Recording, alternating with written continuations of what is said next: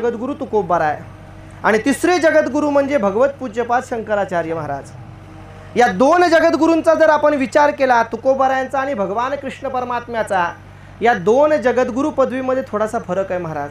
काय फरक आहे सांगतो की तुकोबाराय का जगद्गुरू आहेत आणि भगवान परमात्मा का जगद्गुरू आहे. भगवान कृष्ण परमात्म्याच्या जगद्गुरू पदाची व्याख्या करत असताना एक लक्षण आपल्याला असं सांगेल की भक्त आणि भक्ताचं रक्षण करतो, निव्वळ भक्ताचं रक्षण करतो आणि भक्ताचं संरक्षण करतो, म्हणून कृष्ण परमात्मा काय आहे, जगद्गुरू आहे.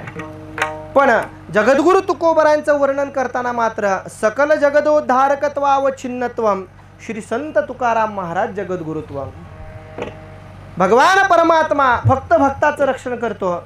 आपल्या बोलीभाषेमध्ये बोलू का, देव कोणाचं काम करतो, जो देवाच्या पक्षामध्ये आहे त्याचं देव काम करतो. देवाच्या पक्षामध्ये जे नाहीत देव त्यांचं काम करत नाही. पण आमचे तुकोबाराय मात्र कोणत्याही पक्षामध्ये तुम्ही असा, तुमचं काम तुकोबारायांकडे तुम्ही घेऊन जा, तुकोबाराय काम केल्याशिवाय राहत नाहीत महाराज. सकल जगदोद्धारकत्वावच्छिन्नत्वम अशी जगद्गुरू पदाची तुकोबारायांची व्याख्या आहे. जर अशा जगद्गुरू पदाला पोहोचलेले तुकोबाराय ज्यावेळेला संतांचं वर्णन करतात त्यावेळेला मग मात्र काहीतरी विशेष असावं असं वाटतं. विठाला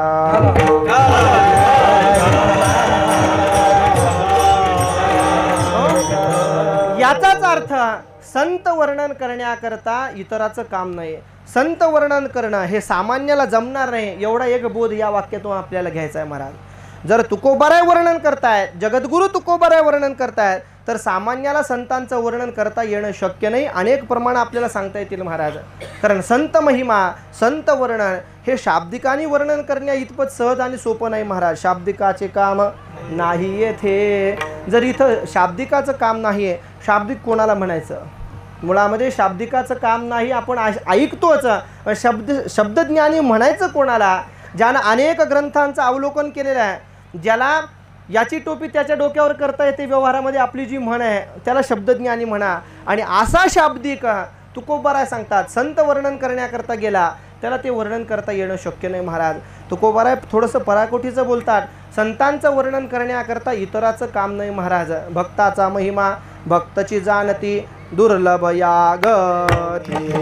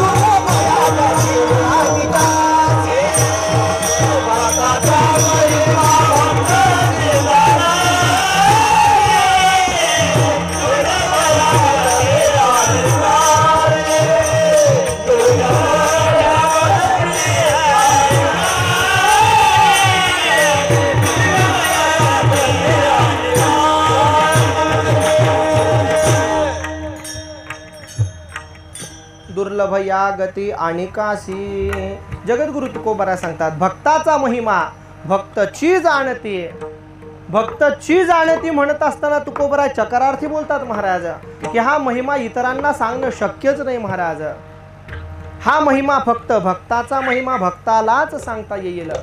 याचं कारण तुकोबारायांनी सांगितलं महाराज. दुर्लभ या गती आणिकासी. इतरांना तो महिमा दुर्लभ आहे. आता इतरांना दुर्लभ आहे, इतर शब्द तुकोबारायांनी वापरला, मोठी गंमत आहे महाराज. जर इतरांना दुर्लभ आहे तर भक्ताला मात्र तो सुलभ आहे. म्हणजे इतर म्हणजे कोण, तुकोबारायांना इतर शब्दानं कोण दाखवायचे होते आहे की जे आमचे नाहीत, जे आमच्यासारखे नाहीत, जे आमचे नाहीत आणि आमच्यासारखेही नाहीत, त्यांना आपण काय म्हणतो ते इतर आहेत, त्यांचा आमचा काही संबंध नाही असं व्यवहारामध्ये आपण म्हणतो. त्यावेळेला तुकोबाराय म्हणतात हे इतर कोण, सांगू का इतर कोण. तुकोबाराय म्हणतात हा भक्ताचा महिमा संतांचा महिमा यथार्थ वर्णन करणं जसं शाब्दिकाला जमत नाही तसं इतर शब्दानं तुकोबाराय देवादिकांनाही संतांचं वर्णन करता येणं शक्य नाही असं सांगतात.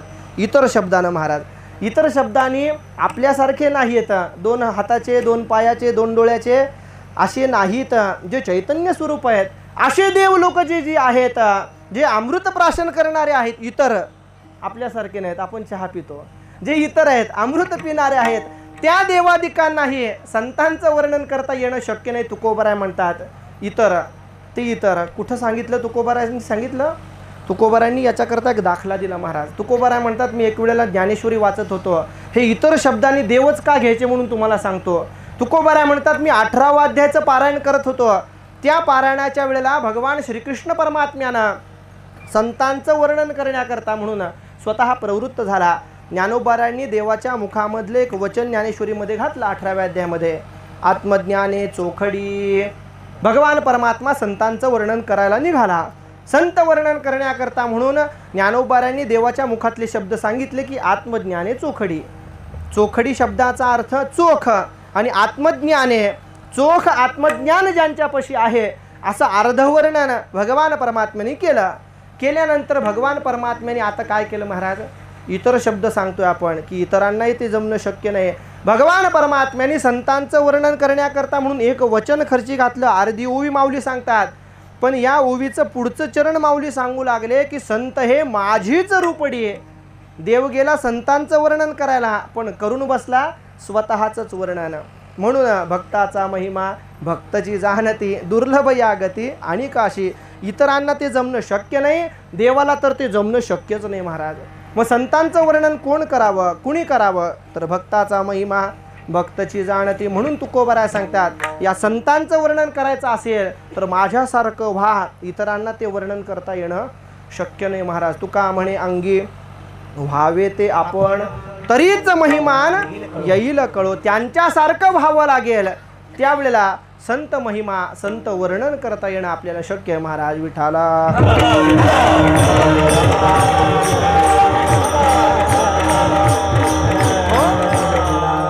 तुम्ही म्हणाल महाराज जर इतकं अवघड आहे त्यांच्यासारखं होऊन त्यांचं वर्णन करायचं आहे तर त्यांचं वर्णन आम्ही करणार नाही. वर्णन करण्याची गरजच काय आम्हाला? साहजिक प्रश्न महाराज. एखाद्याला अवघड साधन सांगितलं तर तो काय सांगेल? महाराज ते अवघड साधन तुमचं तुम्ही बघा, फल मला कसं प्राप्त होईल तेवढं सांगा, जे अवघडामध्ये आम्हाला पाठवू नका. जर असं असेल तर तुकोबराय म्हणतात त्यांच्यासारखं झाल्यानंतर त्यांचं वर्णन करता येणं शक्य आहे. बोलीभाषेमध्ये काही गोष्टी तुम्हाला सांगतो महाराज. ज्यावेळेला एखाद्या यात्रेमध्ये, आता आपल्याच यात्रेमध्ये उदाहरण घ्या, ज्यावेळेला कुस्तीचा डाव रंगतो त्यावेळेला कुस्तीच्या डावामध्ये समालोचन करतो आपण. ते समालोचन करण्याकरता कोण पाहिजे हो? महाराज पाहिजे का तिथं? ज्यानं पूर्वी कधी कुस्ती खेळलेले आहे किंवा कुस्ती शिकवलेले आहेत त्याच पहिलवानानं काय करावं? त्या माईकमध्ये बोलावं आणि त्या कुस्तीचं समालोचन करावं. तिथं महाराज आणून उपयोग नाही, तिथं आमचे वैदिक ब्राह्मण आणून उपयोग नाही, तिथं फक्त पहिलवानच लागेल. अशा पद्धतीनं तुकोबराय म्हणतात हे जर व्यवहारामध्ये, पदोपदी व्यवहारामध्ये हे संसाराचं वर्णन करायचं असेल तर ब्रह्मचार्यांनी करू नये महाराज. एखाद्या संसारिकानेच संसारिकाचं वर्णन करावं, एखाद्या योगाचं वर्णन करायचं असेल तर योग्यानंच करावं. तसं संत वर्णन करण्याकरता संतच पाहिजेत. तुम्ही म्हणाल महाराज आम्ही काही संत नाही आणि आम्ही संत होऊही शकत नाही, मग आमचं गती काय? आम्हाला हे संत कळायचे कसे? तुकोबराय म्हणतात काळजी करू नका, तुम्हाला साधा आणि सोपा मार्ग मी सांगतो. भगवान परमात्म्याने या ठिकाणी ज्ञानप्राप्ती करून घ्यावी आणि मग आपला उद्धार करावा असं वचन गीतेमध्ये सांगितलं महाराज. भगवान परमात्मा सांगतात की ज्ञान मिळवा, हे ज्ञान प्राप्त झाल्यानंतरच तुमचा उद्धार होणार आहे. मग अर्जुनाला असा प्रश्न पडला, अर्जुनाने देवाला विचारलं देवा हे ज्ञान मिळवायचं आहे, जर हे ज्ञान मिळवायचं असेल तर आम्ही काय साधन केलं पाहिजे देवा हेही सांगा. तुम्ही काय प्राप्त करायचं सांगितलं ज्ञान, पण ते मिळवायचं कसं सांगा आम्हाला. ते कोणत्या ठिकाणी मिळेल, कोणत्या बाजारामध्ये मिळेल, कोणत्या ठिकाणी आम्हाला प्राप्त होईल? मग भगवान परमात्म्याने सांगितलं की ते ज्ञान संतांच्या ठिकाणी तुम्हाला प्राप्त होईल. ज्ञानोबराय देखील सांगतात महाराज, तनु मनुजीवे चरणासी लागावे, अगरवता करावे दास्य सकळ. ते ज्ञान जर प्राप्त करायचं असेल तर ते संतांच्याच ठिकाणी प्राप्त होईल. आणि त्या संतांना ओळखायचं कसं असा प्रश्न ज्या वेळेला निर्माण होईल त्यावेळेला मग तुकोबराय सांगतात की ते संत वर्णन केल्याशिवाय आपल्याला मात्र ते कळणार नाही. म्हणून संतांचं वर्णन करायचं आहे. संत वर्णन करण्याकरता आपली प्रवृत्ती का व्हावी तर आपला उद्धार व्हावा याच्याकरता संत वर्णन आपण करावं. कोणी कोणाचं वर्णन करावं महाराज? ऐका जरा, कोणी कोणाचं वर्णन करावं? व्यवहारामध्ये आपण अनेक वेळेला अनेकांचं वर्णन करत असतो की ज्या वर्णनाला अर्थ नाही महाराज. आपण व्यवहारामध्ये बघत असतो की नोकरांनी मालकाचं वर्णन करावं, शिष्याने गुरुचं वर्णन करावं, विद्यार्थ्यांनी आपल्या गुरुजींचं वर्णन करावं. अशा या कसोटीमध्ये आपण व्यवहार पहा, सगळ्या व्यवहारामध्ये अशीच गती आहे. कुणी कोणाचं वर्णन करावं, कुणी कुणाचं वर्णन करावं हे जसं ठरलं आहे तसं आपलं शास्त्र सांगतं की आपलं वर्णन आपण कधीही करू नये महाराज. आपलं वर्णन आपण स्वतः कधीच करू नये महाराज. याला शास्त्राने या ठिकाणी आधार सांगितला. कशाकरता सांगितलं आपलं आपण वर्णन करू नये? जर वर्णन करायचं असेल तर फक्त देवाचं करावं किंवा संतांचंच करावं, दुसऱ्याचं वर्णन कामाला येणारं नाही महाराज. आपण वर्णन करतो, तालुक्याच्या ठिकाणाला गेलो, एखादं काम करून घ्यायचं असेल तर साहेब तुमच्याशिवाय हे काम होणार नाही. किती वेळापुरतं वर्णन आहे? काम होईपर्यंतचं वर्णन आहे. काम झालं की त्या साहेबाला आपण पाहतही नाही पुन्हा. पण हे वर्णन आपल्या उद्धाराला कारण होणार नाही आहे. जर उद्धार करायचा असेल तर संत वर्णनच करावं लागेल. तुकोबाराय सांगतात या जगतामध्ये वर्णनीय या प्रकारामध्ये फक्त संत आणि देव आहेत. विठाला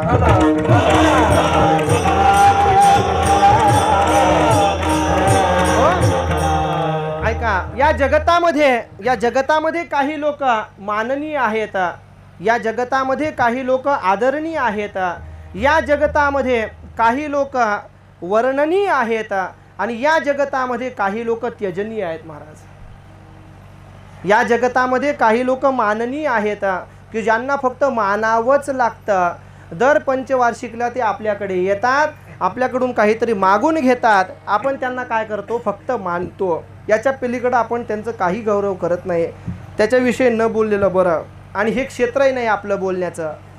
दुसरा प्रकार मी सांगितला, काही लोक आदरणीय आहेत. या जगतामध्ये काही लोक नेहमी आदरणीय आहेत. आदरणीय कोण कोण आहे? ज्यांनी प्रत्येकाने आपल्याला काहीतरी शिकवलं असेल ते प्रत्येक जण हे आपल्याकरता आदरणीय आहेत. मग या आदरणीय प्रकारामध्ये आपले आईवडील देखील येतात. आपले आईवडील देखील आपल्याकरता नेहमी आदरणीय आहेत महाराज. सुभाषितकाराने सांगितलं की जर वयोवृद्ध लोकांची सेवा केली तर आपल्या शरीरामध्ये 5 गुणांची वृद्धी होत असते महाराज. अभिवादनशीलस्य नित्यं वृद्धोपसेविनः चत्वारि तस्य वर्धन्ते आयुर्विद्या यशोबलम. नित्य वयोवृद्ध म्हणजेच आपल्या आईवडिलांचं जर आपण दर्शन घेतलं तर आपल्या शरीराच्या ठिकाणी गुणांची अभिवृद्धी होत असते महाराज. आदरणीय मंडळींचं सांगतोय मी. या जगतामध्ये काही लोक वर्णनीय आहेत आणि या जगतामध्ये काही लोक नेहमी त्यजनीय आहेत. आता हे वर्णनीय आपल्याला सांगायचं आहे, पण आधी त्यजनीय ऐका. नारदांनी सांगितलं की दुसंग सर्वथैव त्याज्यः, संग दुसरा वर्जावा. तुकोबराय देखील त्याचं भाषांतर करतात की दुर्जनाची संगती नेहमी टाकावी. ती अवलंब करण्यासारखी, आचरण करण्यासारखी नाही महाराज. दुर्जनम प्रथमम वंदे सज्जनम तदनंतरम. कशाकरता या ठिकाणी सांगितलं गेलं महाराज की आम्ही चांगलं काम करायला निघालो आहे. हे दुर्जना, तुला आम्ही हात जोडून सांगतो की चांगल्या कामामध्ये आडवं येऊ नको असं, म्हणून तुला नमस्कार करायचा आहे. पण चांगलं काम करत असताना जर दुर्जन आडवे येत असतील तर त्यांना आडवं करण्याचीही आपली काय पाहिजे? तयारी पाहिजे. आधी हात जोडून सांगावं आम्ही करतोय चांगलं, तुम्ही मध्ये येऊ नकात. आणि आले तर ते आडवे केल्याशिवाय पुन्हा, कारण चांगलं काम करण्याकरता दुर्जन नेहमी आडवी येत असतात. दुसंग सर्वथैव त्याज्यः, असे हे त्यजनीय लोक आहेत. आणि वर्णनीय प्रकारामध्ये आणि पूजनीय प्रकारामध्ये फक्त संत आहेत महाराज. तुम्ही म्हणाल महाराज आम्ही देव मानणारे आहोत, तुम्ही संतांचीच पूजा आणि संतांचंच वर्णन सांगता, हे कसं शक्य आहे? साहजिक प्रश्न सगळ्यांच्या मनामध्ये निर्माण होईल की पूजनीय तुम्ही काय सांगताय? संत आहेत. वर्णनीय काय सांगतायत? संत आहेत. आता ऐका, आपण देव मानणारे आहोत, आस्तिक आहोत, सज्जन आहोत, आपल्यालाही देवाची पूजा करायला आवडते. आपण रोज देवाची पूजा करतो. आपण करत नसलो तरी निदान देवाला हात तरी आपण जोडतो. म्हणजे वर्णन आणि पूजन आपण नेहमी करत असतो. जर असं असेल तर तुम्ही संत पूजनीय वर्णनीय का म्हणता? जर भगवान परमात्म्याने जर संतांची पूजा केली असं जर तुम्हाला एखाद्या ठिकाणी आढळलं तर मग आपण कोणाची पूजा करायची? पहा, एक उदाहरण सांगतो. ज्यावेळेला एखादी नवीन नवरी लग्न होऊन घरामध्ये येते, आल्यानंतर आपल्या माहेरचं नाव गाव सगळं सोडून ती घरामध्ये येते आणि आल्याबरोबर या सासरच्या मंडळींना काय हवं काय नको त्या पद्धतीनं ती आचरण करते. हे आचरण करत असताना मला काय पाहिजे याचा विचार ती करत नाही, यांना काय पाहिजे याचा विचार ती करत असते. लक्षात आली का गोष्ट? आमच्या माहेरी असं करतात असं ती कधी म्हणत नाही महाराज. सासरी जे असेल ते रीतिरिवाज ते स्वीकारते आणि त्या पद्धतीने आचरण करते. प्रत्येकाचा स्वभाव सांभाळण्याचा प्रयत्न करते आणि सरते शेवटी आपल्या नवऱ्याच्या मनाप्रमाणे वागण्याचा काय करते? प्रयत्न करते. हे जर व्यवहारामध्ये असेल की एखादी नवीन आलेली नवरी इतरांच्या म्हणजे सासरच्या मंडळींच्या म्हणण्याप्रमाणे वागत असेल तर तिने माहेरचा सगळा भाव काय केलेला आहे? त्यागलेला आहे. तसं भगवान परमात्म्याला काय आवडतं, भगवान परमात्म्याला काय आवडतं हे जर का आपण पाहिलं तर मग आपल्या लक्षात येईल की मी हे वाक्य का बोललो. एक वेळेला भगवान श्रीकृष्ण परमात्मा द्वारकेमध्ये होते आणि द्वारकेमध्ये राहत असताना परमात्म्याचा दिव्य असा कारभार चालू होता. नारद महर्षींना एक वेळेला असं वाटलं की प्रातःकालाला आपण भगवंताचं दर्शन घ्यावं आणि दर्शन घेऊन आपला दिवस या ठिकाणी चांगला घालवावा. आकाश मार्गाने निघाले. द्वारकेमध्ये नारद महर्षी आले आणि आल्यानंतर भगवान परमात्म्याच्या महालामध्ये गेले. नारद असं हे एक नाव आहे की ज्यांना कोणत्याही ठिकाणी आय कार्ड पास वगैरे काही दाखवण्याची गरज पडत.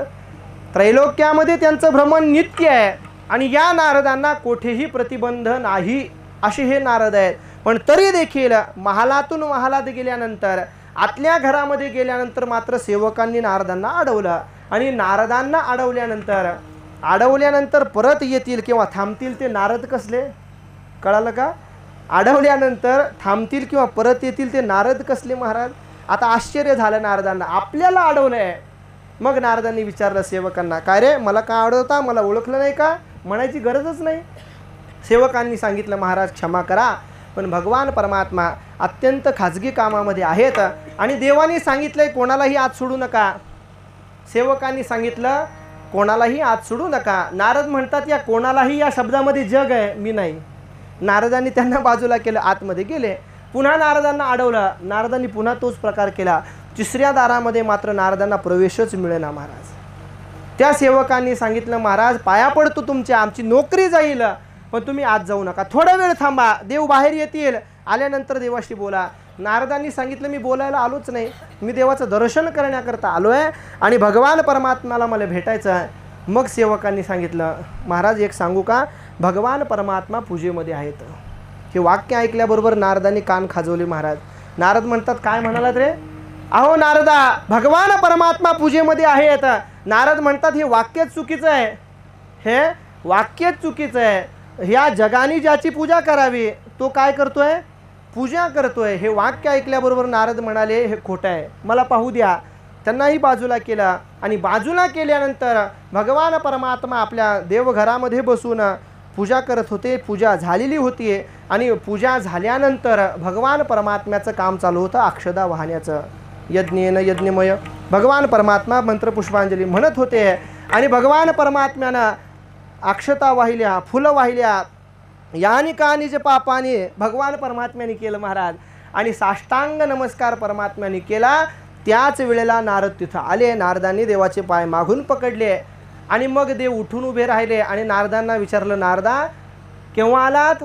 त्याच वेळेला नारद म्हणतात देवा तुमचा हा कार्यक्रम चालू होता ना दंडवत घालण्याचा, त्याच क्षणाला मी आलो आणि ते सगळं पाहिल्यानंतर नारद म्हणतात देवा अघटित घटना ही आहे की तुम्ही कोणाची पूजा करावी. मग भगवान परमात्म्याने सांगितलं नारदा माझ्या पूजेमुळे जर तुम्हाला समाधान वाटत असेल तर तुमच्या पूजेमुळे मला काय होतं?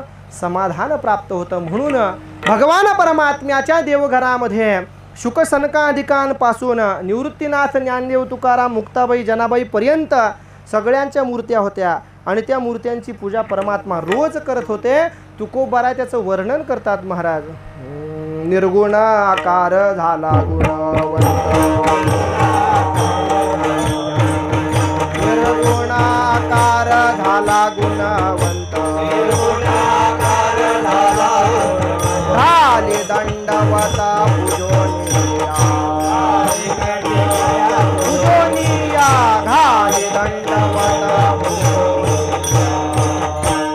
निर्गुण आकार झाला गुणवंत, घाली दंडवत पूजोनिया, पूजोनिया घाली दंडवत, पूजा करून परमात्मा काय करू लागला, दंडवत घालू लागला. मला आता एक सांगा की भगवान परमात्म्याला जर संतांचं वर्णन आणि संतांची पूजा आवडत असेल तर मग आपण काय केलं पाहिजे? विठाला विठाला.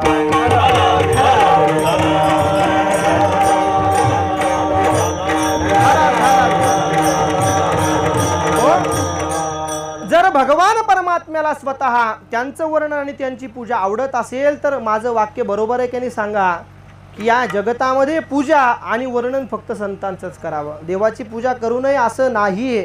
पण ज्या देवाला जर संतांची पूजा आणि वर्णन आवडत असेल तर आपण काय केलं पाहिजे बा? म्हणून जगद्गुरु तुकोबाराय संतांचं वर्णन करतात, इतरांचं वर्णन करू नये. मी मगाशीच सांगितलं, आपलं वर्णन तर आपण अजिबात करू नये. महाभारतातला एक दाखला याच्याकरता, एक वेळेला भगवान परमात्म्याच्या साक्षीने हे महाभारताचं युद्ध होत होतं. त्या युद्धामध्ये स्वतः धर्मराज युद्धामध्ये अडकलेले, पलीकडच्या सैन्याकडून धर्मराजांवर आक्रमण झालं, कसेबसे वाचले आणि आपल्या शिबिराच्या ठिकाणी आले. आल्यानंतर त्यांनी पाहिलं की मी लढत असताना माझ्या आजूबाजूला कोणीच नाही, आपल्या पक्षाचं कोणीही नव्हतं. राग आला धर्मराजांना, भीमांना बोलू लागले, अर्जुनांना बोलू लागले, नकुल सहदेवांना बोलू लागले, प्रत्येकाला बोलू लागले महाराज. आणि बोलता बोलता या भीमाची गदा, त्या गदेबद्दलही बोलू लागले. त्याच्यानंतर अर्जुनाचं धनुष्य, त्या धनुष्याबद्दलही बोलू लागले. हा सगळा रागाचा पारा शांत झाला. आणि त्याच वेळेला मात्र अर्जुन महाराज समोर आले आणि अर्जुन महाराज म्हणू लागले, दादा मला बोलायचं ते बोला, पण माझ्या धनुष्याला तुम्ही काही बोलू नका महाराज, कारण गांडीव नावाचं हे धनुष्य आहे, तुम्ही याला काही बोलू नका. मग मात्र धर्मराजांनी बोलल्यानंतर अर्जुनाने सांगितलं, दादा ऐका जरा, या धनुष्याला तुम्ही बोलू नका. देवही तेवढ्यामध्ये आले, देवानी सगळा प्रकार पाहिला आणि अर्जुनाने हळूहळू धनुष्य काढलं. आणि काढल्यानंतर मात्र अर्जुन महाराज मनाने खिन्न झालेले आहेत, चेहरा त्यांचा उदास झाला. भगवान परमात्म्याने विचारलं, अरे अर्जुना काय झालं तुला?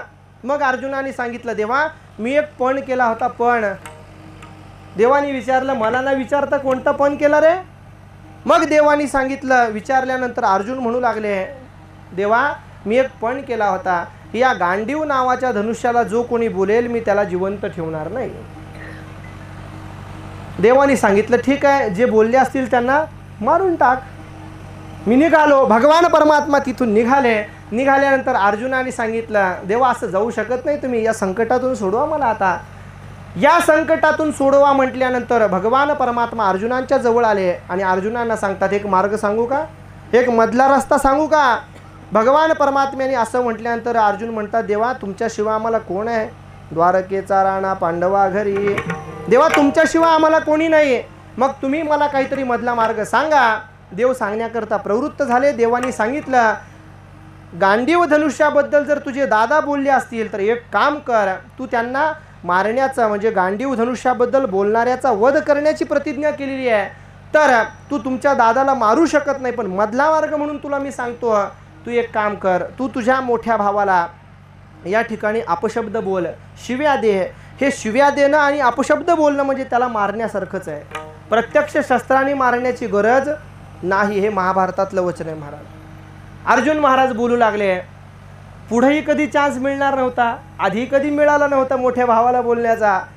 अर्जुनाने बोलून घेतलं महाराज. त्या काळामध्ये एकच अर्जुन होता, आता घरोघरी असे अर्जुन झाले महाराज, मोठ्या भावाला बोलणारे. बोलू लागला अर्जुन. आणि बोलल्यानंतर पुन्हा अर्जुनाने तलवार काढली.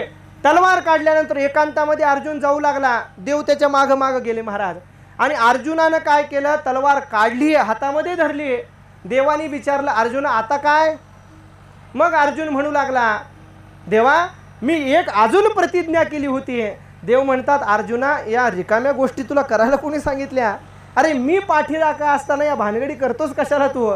मग अर्जुनाने सांगितलं, देवा माझ्या मोठ्या भावाला जर कोणी अपशब्द बोललं तर मी त्याचा वध केल्याशिवाय राहणार नाही, ही माझी दुसरी प्रतिज्ञा आहे. आली का पंचायत? देव म्हणतात, अर्जुना खुशाल वध कर, मी निघालो आता. देवाने अर्जुनाला बाय बाय केलं आणि देव निघाले महाराज. अर्जुन महाराज धावत धावत देवाकडे आले. देवाला म्हणाले, देवा मार्ग दाखवा, मधला मार्ग सांगा. देवाने सांगितलं एकच होता, सांगून मोकळा झालो, आता माझ्यापाशी शिल्लक नाही.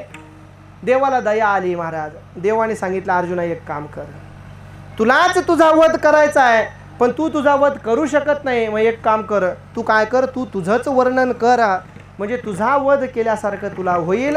मग आपला विषय हा चालला की वर्णन कोणाचं करावं? वर्णन फक्त संतांचं करावं, देवाचं करावं, आपलं तर अजिबात करू नये महाराज. आपलं वर्णन करणं देवाच्या दाखल्यानं, अर्जुनाच्या साक्षीनं आपलाच आपण वध करण्यासारखं आहे. म्हणून तुकोबाराय संतांचं वर्णन करतात. विठाला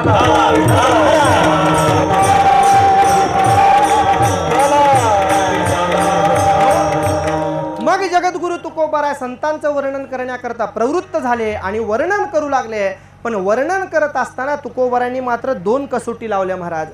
2-3 कसोटीचा वापर करून संतांचं वर्णन करायला सुरुवात केली. आणि हे वर्णन करत असताना ज्ञानशास्त्राच्या दृष्टीने संत महात्मे कसे आहेत अभंगाच्या पहिल्या चरणात सगळा रागाचा पारा शांत झाला. आणि त्याच वेळेला मात्र अर्जुन महाराज समोर आले आणि अर्जुन महाराज म्हणू लागले, दादा मला बोलायचं ते बोला, पण माझ्या धनुष्याला तुम्ही काही बोलू नका महाराज, कारण गांडीव नावाचं हे धनुष्य आहे, तुम्ही याला काही बोलू नका. मग मात्र धर्मराजांनी बोलल्यानंतर अर्जुनाने सांगितलं, दादा ऐका जरा, या धनुष्याला तुम्ही बोलू नका. देवही तेवढ्यामध्ये आले. देवानी सगळा प्रकार पाहिला आणि अर्जुनाने हळूहळू धनुष्य काढलं. आणि काढल्यानंतर मात्र अर्जुन महाराज मनाने खिन्न झालेले आहेत, चेहरा त्यांचा उदास झाला. भगवान परमात्म्याने विचारलं, अरे अर्जुना काय झालं तुला? मग अर्जुनाने सांगितलं, देवा मी एक पण केला होता. पण देवानी विचारलं, मला न विचारता कोणता पण केला रे? मग देवानी सांगितलं. विचारल्यानंतर अर्जुन म्हणू लागले, देवा मी एक पण केला होता, या गांडीव नावाच्या धनुष्याला जो कोणी बोलेल मी त्याला जिवंत ठेवणार नाही. देवानी सांगितलं, ठीक आहे, जे बोलले असतील त्यांना मारून टाक.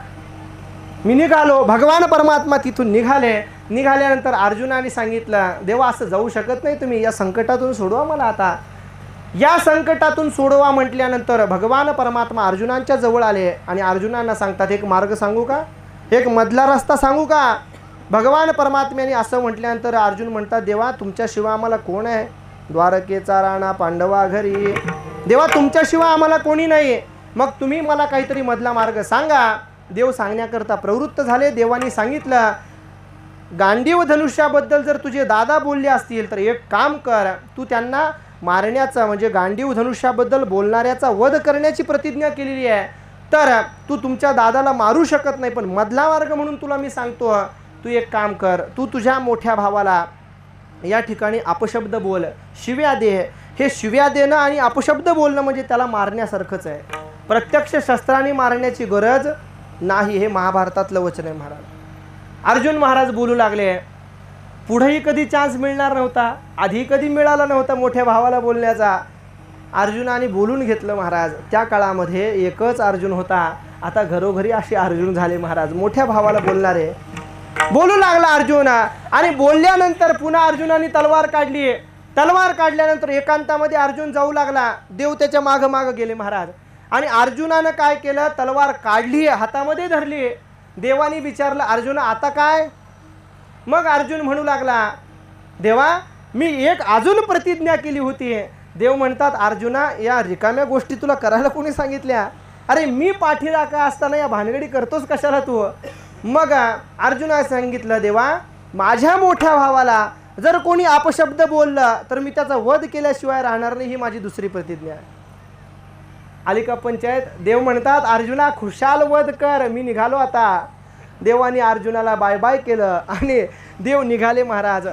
अर्जुन महाराज धावत धावत देवाकडे आले. देवाला म्हणाले, देवा मार्ग दाखवा, मधला मार्ग सांगा. देवाने सांगितलं, एकच होता, सांगून मोकळा झालो, आता माझ्यापाशी शिल्लक नाही. देवाला दया आली महाराज. देवाने सांगितलं, अर्जुना एक काम कर, तुलाच तुझा वध करायचा आहे पण तू तुझा वध करू शकत नाही. मग एक काम कर, तू काय कर, तू तुझंच वर्णन कर, म्हणजे तुझा वध केल्यासारखं तुला होईल. मग आपला विषय हा चालला की वर्णन कोणाचं करावं? वर्णन फक्त संतांचं करावं, देवाचं करावं, आपलं तर अजिबात करू नये महाराज. आपलं वर्णन करणं देवाच्या दाखल्यानं, अर्जुनाच्या साक्षीनं आपलाच आपण वध करण्यासारखं आहे. म्हणून तुकोबाराय संतांचं वर्णन करतात. विठाला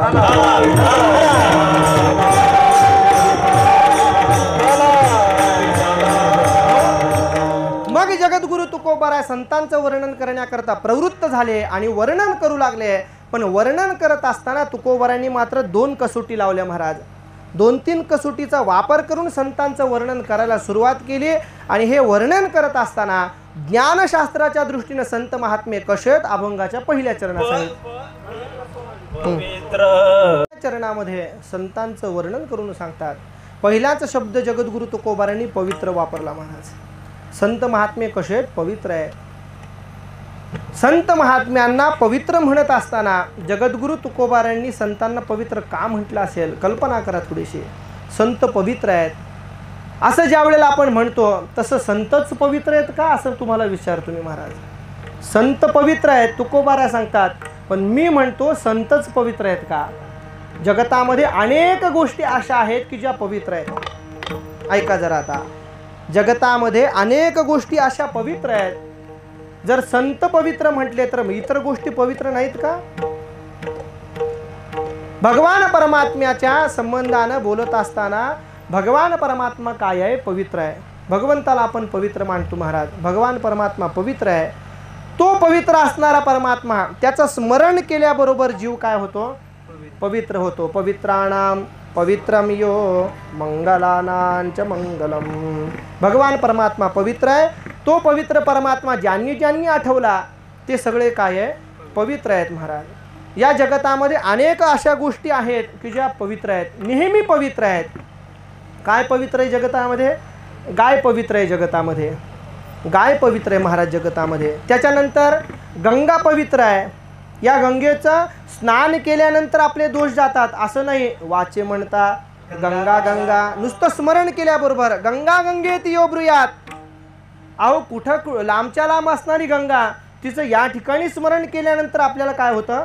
पवित्रत्व प्राप्त होतं. गाय पवित्र आहे. गंगा पवित्र आहे.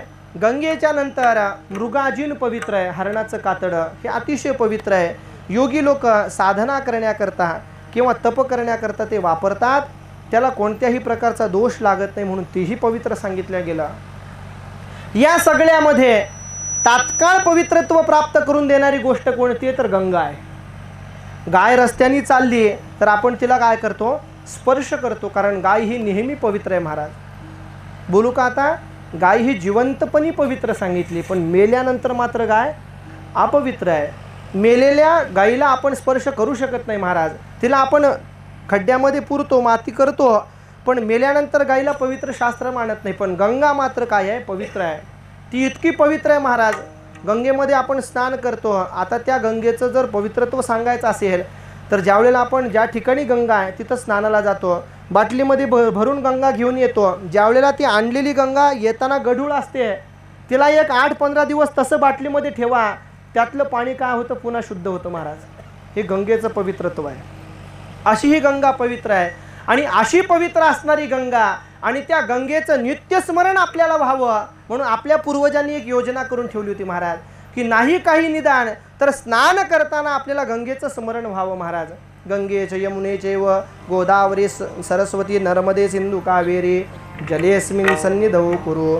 या नद्या महानद्यांच्या सन्निधानामध्ये आपण स्नान करत आहोत अशी कल्पना जरी केली तरी आपल्याला पवित्रत्व होतं. म्हणून आपल्या पूर्वजांनी कालांतराने या कलियुगामध्ये आपल्याला गंगेची आठवण येणार नाही. घाई गडबडीमध्ये कामामध्ये आपण काय करू? आंघोळीला जाऊ.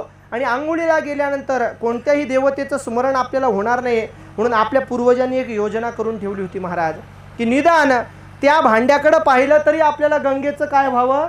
स्मरण व्हावं. आपण आंघोळीला जे पाणी ज्या भांड्यामध्ये घेतो त्याला काय म्हणतात? गंगालय. गंगेचं राहण्याचं ठिकाण गंगालय. पण त्या गंगालयाला आपण काय केलं? गंगाळ केलं. आणि हे किती ओंगाळ झालं महाराज. मराठी भाषाच आहे आपली महाराज. वळवावी तशी वळते. ह्या गंगालयाचं आपण गंगाळ केला, हरकत नाही आहे, पण निदान गंगेचं स्मरण आपल्याला व्हावं. पण आता आमच्या नवीन पिढीनं काय केलं? हे गंगाळ उचललं आणि माळ्यावर ठेवून दिलं महाराज. आता आमच्याकडं काय आल्या? बादल्या आल्या. बादल्या आल्या की ज्या नेहमी नेहमी बाधू लागल्या गुडघे दुखणं, कंबर दुखणं, सांधे दुखी हे सगळं सुरू झालं. बाधू लागल्या त्या आपल्याला. काय बादल्या, त्याचं नावच बादल्या महाराज. या गंगालयामध्ये स्नान करावं, गंगेचं स्मरण आपल्याला व्हावं म्हणून गंगेची योजना केली. पण याच गंगेला ज्यावेळेला मालिन्य येतं त्यावेळेला ही गंगा काय करते? ज्यावेळेला या गंगेला मालिन्य येतं, भागवतामध्ये कथा आहे महाराज, ज्यावेळेला गंगा या पृथ्वी तलावर येणार त्यावेळेला गंगा मातेनं 2-3 प्रश्न विचारले होते महाराज. काय विचारले होते? की माझा वेग कुणी धारण करावा?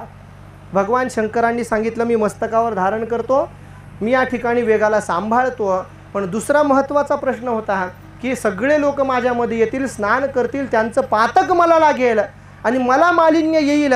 माझं आलेलं मालिन्य घालवण्याचं काम कोण करणार आहे? मग मात्र भगवान परमात्म्याने ही योजना करून ठेवलेली आहे की ज्यावेळेला गंगेलाही मालिन्य येतं त्यावेळेला ही गंगा कुठं जाते? ऐका जरा आता. भक्तराज पुंडलिक महाराज, सगळ्यांना नाव माहिती आहे, हे संत महाराज काय झालं, हे आपल्या बायकोला घेऊन तीर्थयात्रेला निघाले. कथा मोठी आहे, सांगण्याचं तात्पर्य कारण नाही, फक्त महत्त्वाचा मुद्दा सांगतो. यांच्या आईवडिलांनी इच्छा केली होती की यांनाही तीर्थयात्रेला जायचं आहे. त्यांनी सांगितलं मला जमणार नाही, पण बायकोनी सांगितल्याबरोबर निघाले महाराज. कोण? पुंडलिक राय. त्यावेळेला एकच होते. आता बरं झालं तुम्हीच म्हटलं. हे पुंडलिक राय बायकोला घेऊन निघाले खरे, पण त्रिवेणी संगमावर गेल्यानंतर आईवडिलांचीही भेट झाली आणि बायकोला घेऊन तिथं आलेले हे एका ऋषीच्या आश्रमामध्ये यांचा मुक्काम झाला. झोप येईना आता, कारण बायकोला घेऊन आपण तीर्थयात्रेला आलो हे आईवडिलांना माहीत नव्हतं. चिंता लागली, आता इथून पुढचा प्रवास आईवडिलांसहित करावा लागेल. झोपच लागली नाही महाराज. आणि त्याच वेळेला प्रातःकाळी ब्रह्ममुहूर्तावर 3 स्त्रिया अंधारामध्ये आल्या आणि हातामध्ये कुंचा झाडू घेऊन, आपल्या भाषेत काय म्हणायचं असेल म्हणा, ते घेऊन झाडू लागल्या. ऋषीचा आश्रम झाडू लागल्या. झाडता झाडता या पुंडलिक रायांनी पाहिलं कोणीतरी स्त्रिया प्रातःकाळी आलेल्या आहेत, सडा संमार्जन झाडण्याचं काम करतायत. त्यांचं लक्ष होतं, पण त्यांचं एक बारकाईनं लक्ष होतं महाराज. त्या येताना जशा होत्या तशा झाडणं झाल्यानंतर तशा दिसत नव्हत्या महाराज. त्यांनी ते बारकाईनं पाहिलं, उठून बाहेर आले. आल्यानंतर त्या 3 स्त्रियांकडं पाहिलं आणि त्यांना हात जोडून विचारलं की हे देवींनो आपण कोण आहात? या 3ही स्त्रियांनी पाहिलं की यानं आपल्याला पाहिलेलं आहे. येताना आपण कशा होतो, आता जाताना आपण कशा होतो, यानं हे पाहिलेलं आहे. उत्तर देणं भाग होतं आणि ते उत्तर म्हणजेच गंगेचं मालिन्य घालवणं आहे महाराज. या 3ही स्त्रियांनी सांगितलं की आम्ही गंगा, यमुना आणि सरस्वती आहोत. तुमच्यासारखे जीव आमच्यामध्ये स्नान करतात. आम्हाला लागलेलं पातक, त्या पातकाचं मालिन्य घालवण्याचं काम या संतांच्या आश्रमामध्ये असणाऱ्या धुळीने होतं महाराज. या संत महात्म्याचा आश्रम आम्ही झाडला की आमचं आलेलं मालिन्य सगळं निघून जातं महाराज. तीर्थे तया ठाया येती पुनीत व्हावया आणि पर्वकाळ पाया तळी वसे वैष्णवा. संत महात्मे आणि त्यांचं रजकण लागल्यानंतर गंगेलाही जर पवित्रत्व येत असेल तर जगामध्ये कोण पवित्र आहे सांगा? म्हणून तुकोबाराय संतांना पवित्र म्हणतात. विठाला म्हणतो महाराज, वाईट केलं हो देवानं, मी काय कमी केलं होतं देवाचं असं बोलू लागतो. पण मी देवाला आता सोडलं महाराज. अशा पद्धतीनं वृक्षवत भाव, तृणवत आणि वृक्षवत हे 2च प्रकारचे भाव आपल्या ठिकाणी पाहायला मिळतात. आणि तिसरा जो भाव आहे पर्वतवत, हा भाव मात्र संतांच्या ठिकाणी महाराज. हा पर्वत जो आहे त्या पर्वताप्रमाणे स्थिर भाव ज्यांचा आहे, पडता जडभारी नेमा नटळे निर्धारी, किंवा भानुदास महाराज सांगतात जरी हे आकाश वर पडो पाहे. ही स्थिती कधी येईल आणि आपण कीर्तनामध्ये बसू का त्यावेळेला? अहो तुमच्या आधी मी पळून जाईल कीर्तनामधून. वृक्षवत भाव हा आपल्या ठिकाणी, पण पर्वतवत भाव जो आहे देवच आवडतो, देवाशिवाय दुसरं काहीच आवडत नाही महाराज. तुम्ही म्हणाल महाराज आम्हालाही देव आवडतो. अहो जर देव आणि अजून भोगण्याचे विषय हे जर समोरासमोर आणले तर आपण देवाकडं पाहणार नाहीत महाराज. पण तुकोबारायांकडं आलेला नजराना तुकोबारांनी परत पाठवला महाराज. छत्रपती शिवाजी महाराजांनी तुकोबारांना नजराना पाठवला होता महाराज. पण तुकोबारांनी सांगितलं महाराज हे आमच्याकडं नको, हे तुमचं तुम्हालाच ठेवा, हे आमच्यासारख्याच्या उपयोगाला येणार नाही. देवच आवडतो, ज्यांचा आवडता देव. म्हणून तुकोबाराय सांगतात देव आवडतो. बरं देव आवडत असताना त्या देवाविषयी यांचं प्रेम किती आहे? तुकोबारांनी सांगितलं अखंडित प्रेम भाव. मला आश्चर्यच वाटतं महाराज, देव आवडतो सांगितल्यानंतर पुन्हा अखंडित शब्द प्रेम भावाच्या बद्दल काय बोलायची गरज आहे? अहो देव आवडतो, संतांना देव किती आवडतो हे वेगळं सांगण्याची गरज आता राहिलेली? सांगून आलो मी. मग देव आवडतो, मग त्याच देवावर यांचं प्रेमही आहे आणि ते कसं आहे, अखंडित स्वरूपाचं आहे, हे सांगण्याची गरज काय? याचाच अर्थ तुकोबाराय म्हणतात, जगतामध्ये पराकोटीचे देव आवडणारे आहेत, पण अखंडित प्रेमभाव असणारे मात्र कोणी नाहीत. म्हणून तुकोबाराय म्हणतात, देव आवडतो आणि अखंडित प्रेमभावही यांचा देवापाशी आहे. किती प्रेमभाव आहे महाराज. तुम्ही म्हणाल महाराज आमचंही देवावर प्रेम आहे. अहो आपलं प्रेम कसं आहे, अनेक वाटा फुटणार आहे, संसारातून शिल्लक राहिलं तर देवाकडे जाणारं प्रेम आहे आपलं, असं प्रेम आपलं आहे. खरं प्रेम सांगू का महाराज, नारद महर्षींनी भक्तिसूत्र लिहित असताना या भक्तीच्या व्याख्या करायला प्रारंभ केला आणि भक्ती कोणती आहे, भक्ती कशी आहे, पूर्वाचार्यांचे मतं सांगितले आहे. आणि हे मतं सांगितल्यानंतर सात्वस्मिन् परमप्रेमरूपाचं म्हणून एक सूत्र सांगितलं की भक्ती प्रेमरूप आहे. हे सांगितल्यानंतर नारदांना विचारलं, महाराज ही भक्ती पाहायला कुठं मिळेल? नारदांनी सांगितलं, दुसरं तिसरं ठिकाण नाही महाराज, यथा व्रज गोपिका नाम, त्या व्रजामधल्या गोपिकांनी केलेली प्रत्येक क्रिया म्हणजे काय आहे, भक्ती आहे, अखंडित प्रेमभाव. एक वेळेला भगवान परमात्म्याच्या सगळ्या राण्यांनी, अष्टराण्या अधिक या 16,100 यांनी देवाकडं गारणं गायलं. देवा तुम्ही आमच्याकडं पाहत नाही, देवा तुम्ही आमच्याकडं लक्ष देत नाही.